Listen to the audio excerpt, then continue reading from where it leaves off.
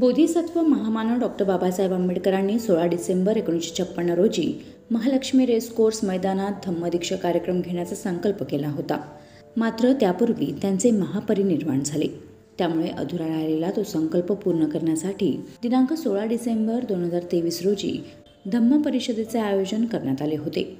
या धम्म परिषदेत हजारो बौद्ध अनुयायांनी उपस्थित राहून महामानव डॉक्टर बाबासाहेब आंबेडकरांचा महालक्ष्मी रेसकोर्स मैदानात चलो बुद्ध की ओरचा नारा देण्याचा संकल्प पूर्ण केला. आज लाखो बौद्ध उपासकांच्या साक्षीने जगभरातून आलेल्या बौद्ध प्रतिनिधी आणि बौद्ध भिक्खूंच्या उपस्थितीमध्ये केंद्रीय राज्यमंत्री नामदार रामदास आठवले यांनी चलो बुद्ध की ओरचा नारा दिला.